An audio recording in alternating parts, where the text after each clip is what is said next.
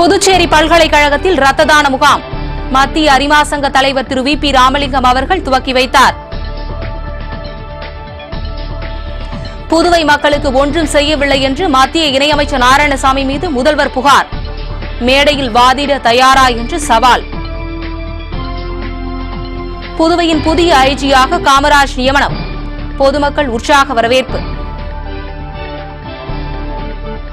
நோயாளிகளிடம் மருந்துகள் உட்கொள்வது குறித்து எடுத்துரைப்பது மருந்தாளுநரின் கடமை. நலவழித்துறை இயக்குநர் ராமன் அறிவுறுத்தல். வணக்கம். புதுச்சேரி பல்கலைக்கழகத்தில் நடைபெற்ற ரத்த தான முகாமை புதுவை மத்திய அரிமா சங்க தலைவர் திரு வி பி ராமலிங்கம் துவக்கி வைத்தார். புதுச்சேரி மத்திய அரிமா சங்கம் பொதுநல நோக்குடன் பொதுமக்களுக்கு பல்வேறு சேவைகளை செய்து வருகின்றது.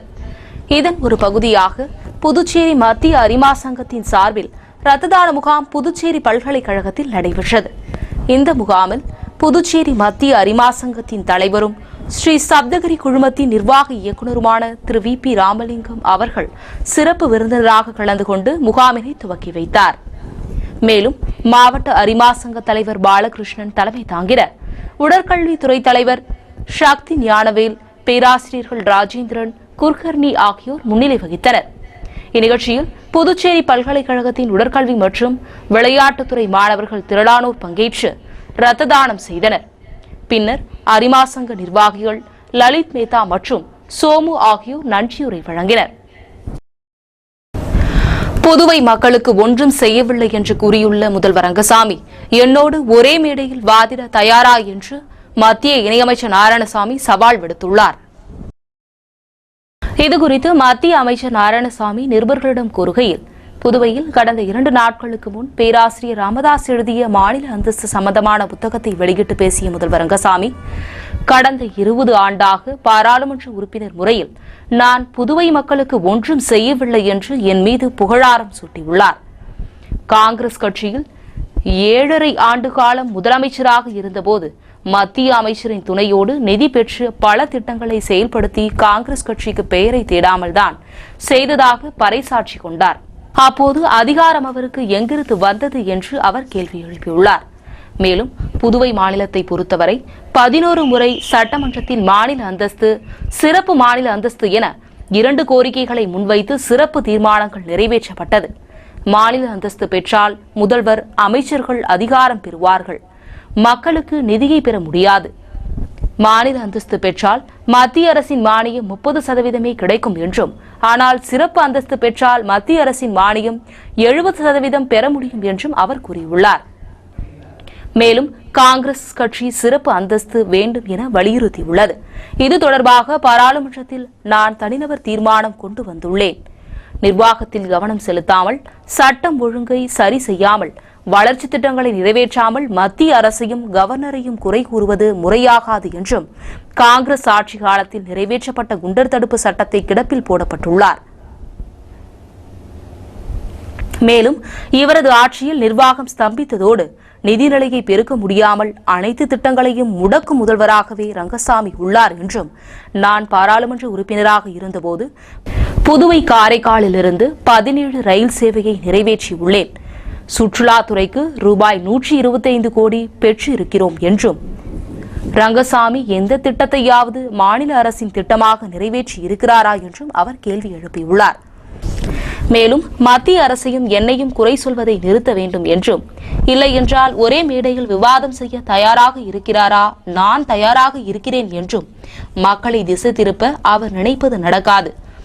தான் செயல்படாமல் மற்றவர்களை குறை சொல்வதை ரங்கசாமி உடனடியாக நிறுத்த வேண்டும் என்றும் அவர் கூறியுள்ளார். புதுவை மாநிலத்தின் புதிய ஐஜியாக தமிழகத்தை சேர்ந்த காமராஜ் பதவியேற்றுள்ளார். புதுவையில் சட்டம் ஒழுங்கு பிரச்சினை விஸ்வரூபம் எடுத்ததால் கவர்னர் நேரடி விசாரணையில் இறங்கினார். அரசுக்கு எதிராக அவர் விமர்சனம் கொடுக்கவே ரவுடிகள் மீது கடும் நடவடிக்கை எடுக்கப்பட்டது. காவல்துறை அதிகாரிகளும் சீனியர் எஸ்பி, இன்ஸ்பெக்டர்களும் இடமாற்றம் செய்யப்பட்டனர். மேலும் புதுவை ஐஜி ரன்வீர் சிங் கிருஷ்ணய்யா டெல்லிக்கு மாற்றம் செய்யப்பட்டார்.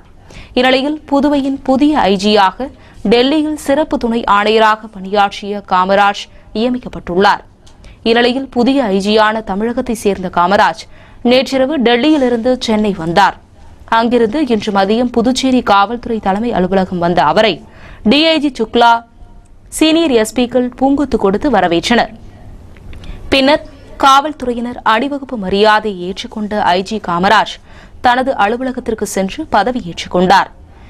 மேலும் அவர் ஆளுநர் வீரேந்திர கட்டாரியா, முதல்வர் ரங்கசாமி, தலைமை செயலர் சேட்டன் பி சாங்கி ஆகியோரை மரியாதை நிமித்தமாக சந்தித்து பேசினார்.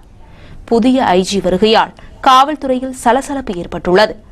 ஐஜி காமராஜ் தமிழர் என்பதால் மொழி பிரச்சினையின்றி ரவுடிகளின் அட்டூழியங்களையும் காவலர்களின் தவறுகளையும் அவரிடம் நேரடியாக முறையிடலாம் என்பதால் பொதுமக்களும் அவரது வருகையை ஆவலுடன் எதிர்நோக்கி உள்ளனர் என்பது குறிப்பிடத்தக்கது.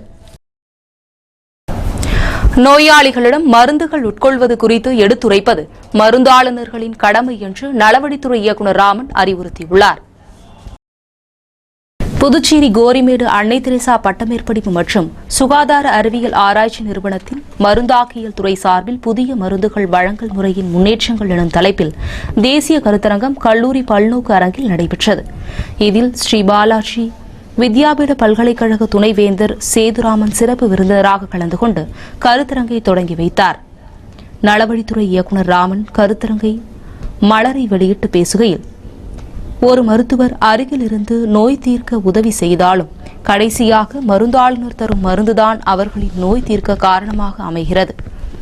அதனால் மருந்தாளுநர்கள் மருந்து தரும்போது நோயாளிகளிடம் எப்படி மருந்தை உட்கொள்ள வேண்டும் என்றும் எப்படி மருந்தை பாதுகாப்பாக வைக்க வேண்டும் போன்றவற்றை எடுத்துக் கூறுவது மருந்தாளுநரின் கடமை என்றும் தெரிவித்துள்ளார்.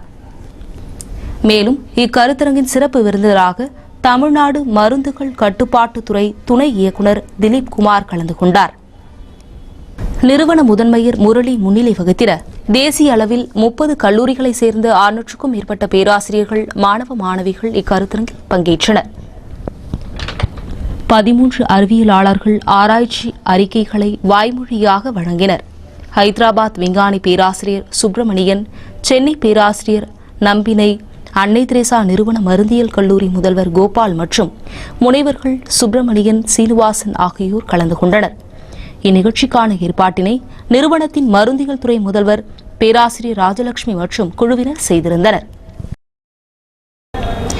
செவிலியர் தேர்வில் நடந்த முறைகேட்டை மத்திய அரசு விசாரிக்க வலியுறுத்தி ஜிப்மர் பாதுகாப்பு குழுவினர் தலைமை தபால் நிலையம் முன்பு ஆர்ப்பாட்டத்தில் ஈடுபட்டனர்.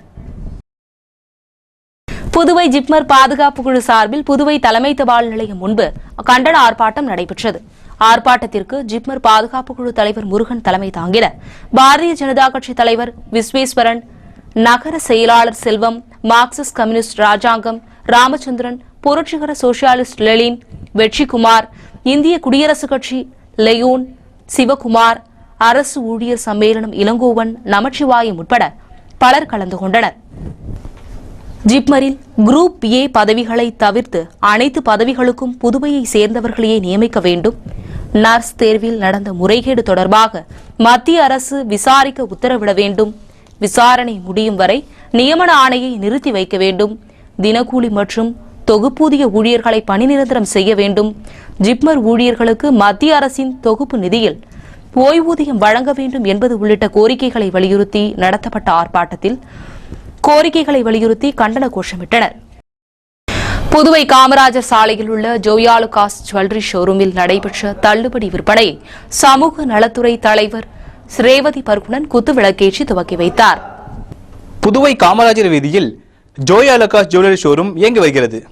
அங்கு 4ஆம் தேதியிலிருந்து 7ஆம் தேதி வரை 4 நாட்களுக்கு பிரத்யேக தள்ளுபடி விற்பனை நடைபெற்று வருகிறது. இந்த தள்ளுபடி விற்பனையை மாநில சமூக நலத்துறை தலைவர் ரேவதி பர்குணன் குத்துவிளக்கேற்றி துவக்கி வைத்தார். இந்த தள்ளுபடி விற்பனையில் தங்க நகைகள் மீதான பிரத்யேக தள்ளுபடி, வெள்ளி கொலுசு மற்றும் மெட்டி அன்றைய விலையில் விற்பனை மற்றும் ஒவ்வொரு பர்ச்சேஸுக்கும் சிறப்பு பரிசுகள் என பல்வேறு சலுகைகள் அறிவிக்கப்பட்டன. இந்த தள்ளுபடியை முன்னிட்டு ஏராளமான பொதுமக்கள் தங்கம் மற்றும் வைர நகைகளை ஆர்வத்துடன் வாங்கி சென்றனர். இந்த நிகழ்ச்சியில் பங்கேற்ற அனைத்து வாடிக்கையாளர்களுக்கும் சிறப்பு பரிசுகள் வழங்கப்பட்டன. அப்பொழுது ஜோயாலுகாஸ் நிறுவனத்தின் இயக்குனர் ரியோன், துணை இயக்குனர் லெரின் மற்றும் மக்கள் தொடர்பு அலுவலர் மார்டின் ஆகியோர் உடனிருந்தனர். மகாலய அமாவாசையை முன்னிட்டு உலக நன்மைக்காக திருக்காஞ்சியில் சிறப்பு ஹோமம் நடைபெற்றது. மகாலய அமாவாசையை முன்னிட்டு உலக நன்மைக்காக திருக்காஞ்சியில் இறந்த பித்ருக்கள், சித்தர்கள், முனிவர்கள், தேவர்கள் போன்றவர்களுக்கு சிறப்பு ஹோமம் நடைபெற்றது. தொடர்ந்து மகாலய அமாவாசையை முன்னிட்டு பொதுமக்கள் கூட்டம் கூட்டமாக அமர்ந்து புரோகிதர்கள் மூலம் முன்னோர்களை தர்ப்பணம் செய்தனர். பின்னர் பசுக்களுக்கு கீரை வழங்கப்பட்டது. இந்த ஹோமத்திற்கான ஏற்பாடுகளை உபாசகர் முருகன், ஜோதிடர் பாபு ஆகியோர் செய்திருந்தனர். இந்த ஹோமத்திற்கு சிதம்பரம் குருக்கள் தலைமை தாங்கிட சுரேஷ் குருக்கள் முன்னிலை வகித்தார். ஆளுநர் கட்டாரியாவிற்கு சட்டமன்ற உறுப்பினர் அன்பழகன் அழைப்பு. உப்பளம் தொகுதியின் அவலத்தை பார்வையிட கோரிக்கை. கடற்கரை பகுதி மேலாண்மை வள மையத்தின் திறப்பு விழா மீனவர் நலத்துறை நிர்வாக கட்டிடத்தில் நடைபெற்றது.